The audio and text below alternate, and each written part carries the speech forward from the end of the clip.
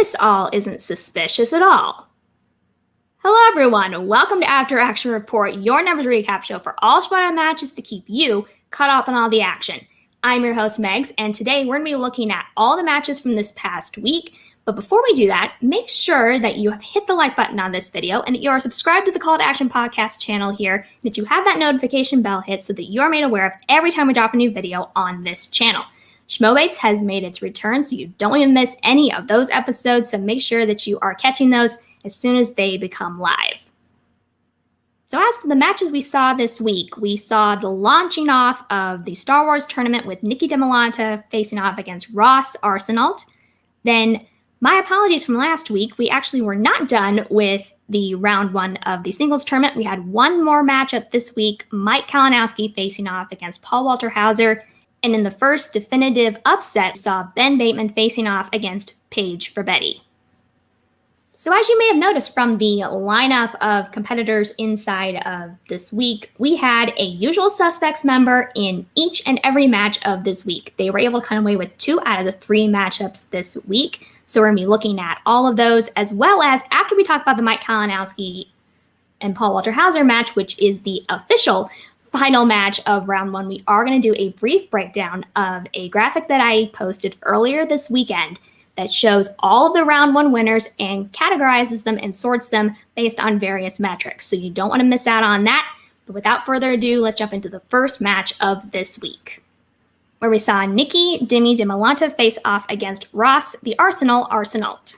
Nikki being a rookie this year, as well as Ross coming to us as a rookie in the MTS, but was already competing in the FCL earlier this year.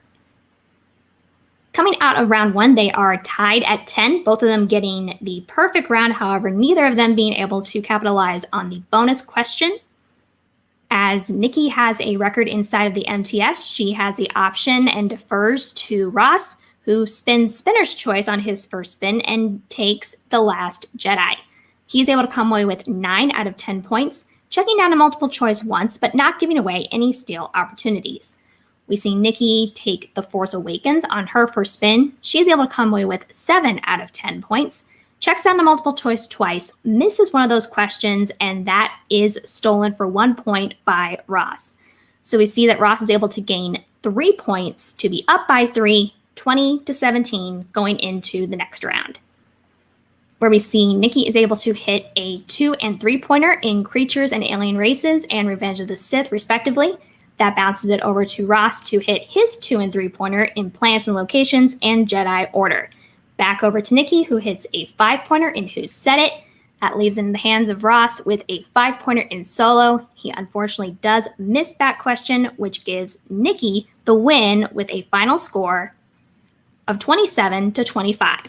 Where Nikki Demolanta answered 17 of 19 questions for 90% accuracy, scored 87% of 31 available points, and Ross Arsenault answered 18 of 20 questions for 90% accuracy and scored 78% of 32 available points.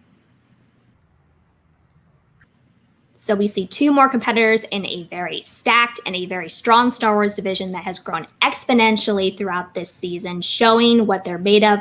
Both of them only missing 2 questions inside of this match. This will be a suspicious trend.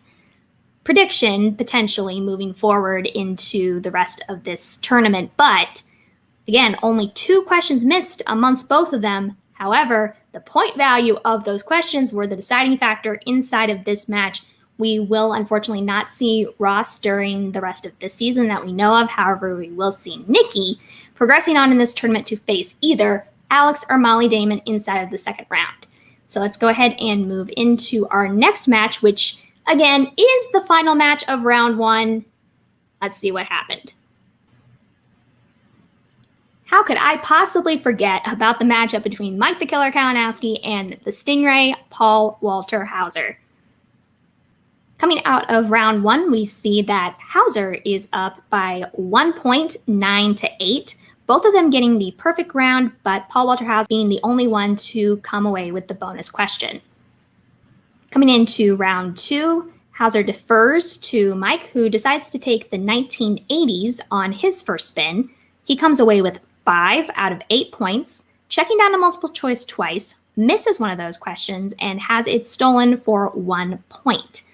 We come to Paul's spin, who ends up with spinner's choice and decides to take wrestlers in film. He comes away with 6 out of 8 points. Checking on multiple choice once does miss that question, and it is stolen for 1 point by Mike. But this still gives House a gain of 1 to now be up by 2 points, 16-14, going into the third round, where we see it is a back and forth.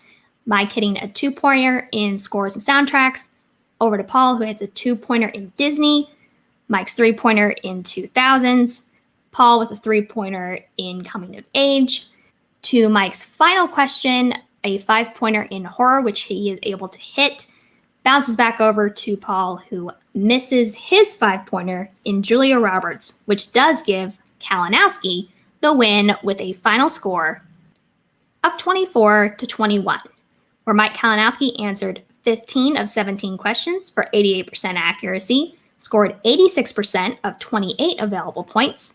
Paul Walter Hauser answered 15 of 17 questions for 88% accuracy and scored 75% of 28 available points. Are we noticing a trend yet? Again, both of these competitors have the same accuracy, both only missing 2 questions, but again, the kicker was Mike missed a bonus question versus Paul Walter Hauser missing his 5-pointer, which does give Kalinowski the win in this case. He will go on to face Janine in the second round, and we will not see Paul Walter Hauser for the rest of the season that we know of. There was some talk during the post-match interviews as well as at the conclusion of the match that we may yet see him again this season. Time will tell if that will happen. But a great showing by Paul Walter Hauser. Excited to have him in the league. He is a great addition. But for now, we will see Mike Kalinowski progress into the second round. And that does officially again, end the round 1 tournament matchups. But don't go away. I've got more things about round 1. If you were paying attention on social media over the weekend, you will see that on the call to action page, I posted this breakdown of all of the tournament round 1 winners for the 2021 singles tournament.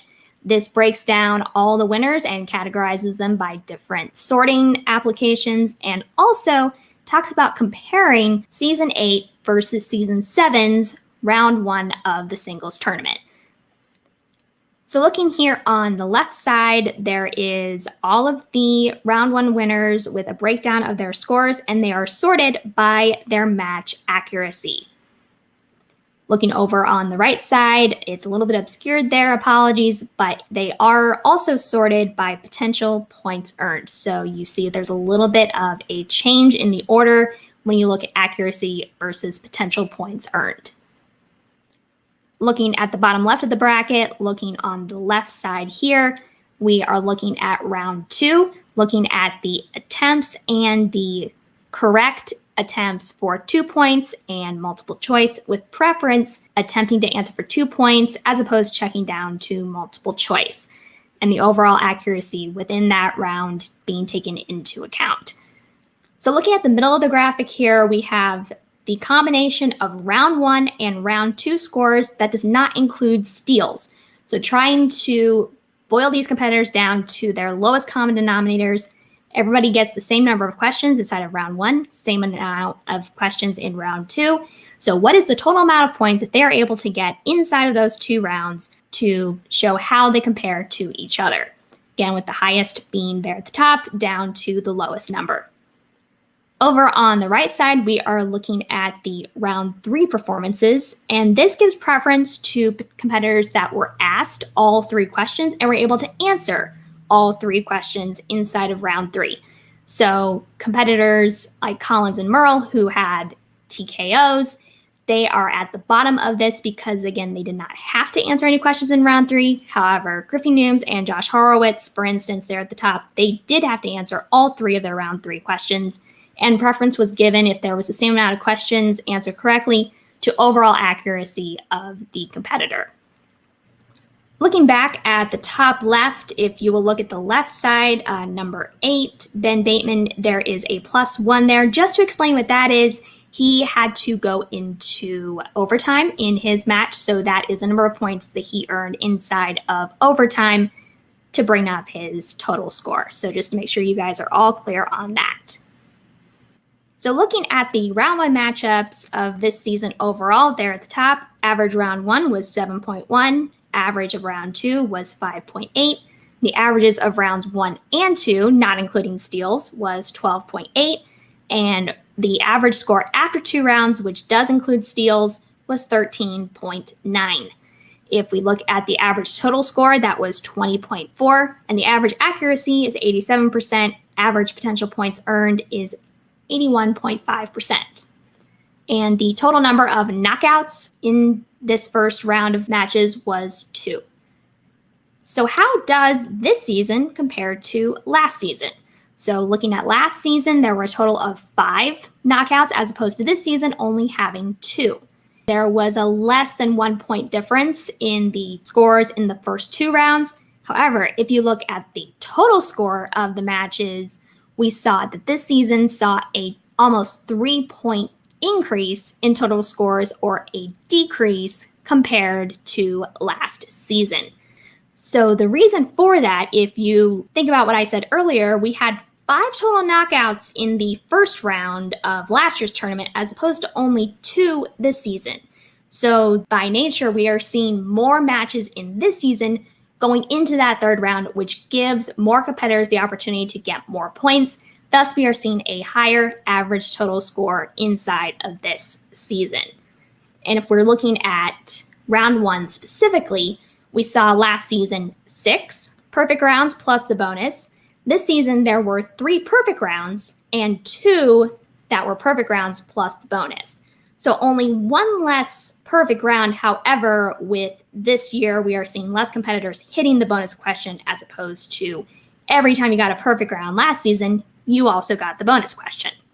And if we're looking at rounds 2, we saw that there were no perfect rounds, no 8 out of 8 points inside of round 2 this season. As opposed to last season, we saw that occurrence 3 times.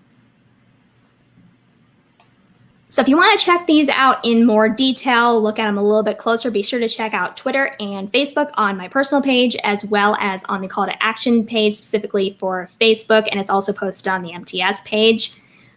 But where do all of these round 1 winners leave the factions? Let's take a look at the bracket and see where everybody lines up.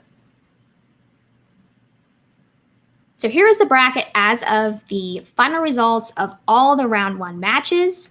And if we look in a bit closer, Dungeon, FinSec Exchange, Quirky Mercs, and Corruption all had 3 out of 4 competitors still in the tournament. Swag had 2, Usual Suspects had 1, as well as the Stars, and unfortunately the Den no longer has any competitors inside of the singles tournament. So now that we have officially ended the round 1 of this tournament, we're going to go ahead and jump right into round 2, which was the very next match during this week. And oh my goodness, it was one to watch. I'm, of course, talking about the Boston Badass Paige for Betty, finally able to face off against the person she called out at the very beginning of this season, Ben the Boss Bateman.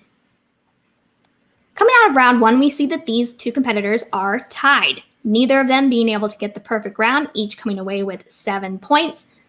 Paige misses the first question and Bateman missing the 4th question. Again, tied up at 7 going into the second round. As the higher ranked competitor, Bateman decides to defer to Paige, who spins away from disaster films and ends up taking David Fincher. She is able to come away with 6 out of 8 points. Not checking down to multiple choice, but misses 1 question for the full 2 points that is stolen by Ben for 2 points. There is a challenge associated with this question, so watch back the match to see how all of that played out. We move on into Ben's spin, who takes Coming of Age on his first spin. He also comes away with 6 out of 8 points, checks down to multiple choice twice, but does not give away any steal opportunities. So with the steal, Ben gains 2 to be up by 2, 15 to 13 going into the 3rd round. So we see it start off with a back and forth. Paige hits a 2-pointer remakes and reboots. bounces it to Ben to hit a 2-pointer in horror. Paige hits her 3-pointer in romantic comedies. Back over to Ben, who misses a 3-pointer in Oscars, but is able to recover and hit a 5-pointer in the 1990s. Sending it back over to Paige to hit her 5-pointer in Pixar, which does give her the win with a final score of 23-22, where Ben Bateman answered 14 of 16 questions for 88% accuracy, scored 76% of 29 available points. Paige Forbetti answered 13 of 15 questions for 87% accuracy and scored 85% of 27 available points. So once again, 2 questions missed by both competitors, 1 point difference in the point value of one of those misses afforded Paige the win on this day. They both made a couple interesting mistakes, which kept this game very interesting and very entertaining to watch. But this is not the last time we're going to see these two facing off. We are going to see Paige move into the second round, where she will face the winner of Josh Horowitz and Griffin Nooms. But she will get to see Ben again in teams when her team faces off against Ben and Dan Murrell in Danger Zone inside of the team's tournament. So keep your ears out for that. That is going to be quite a match as well. So that's going to do it for this week. But don't worry, I'll be right back here next Monday breaking down all the matches from the week before. Make sure that you are leaving comments here on this video as well as on social media on the links in the description below. I love talking to you guys about these graphics, and if you want to take a look at them a bit more closely, I'll be posting them on Twitter and Facebook, so be sure and keep your eye out for that. And be sure to check out the Call to Action podcast channel on Twitch on Wednesdays, where Nat and Dylan do a show there every week, bring in a lot of interesting guests and talk about just about whatever. And also be sure to check back on this channel, where Schmobates will be continuing on with its tournament this fall. Definitely one that you do not want to miss. So until next time, for the entire Call to Action podcast crew, I'm your host, Megs, and this is After Action Report, signing off.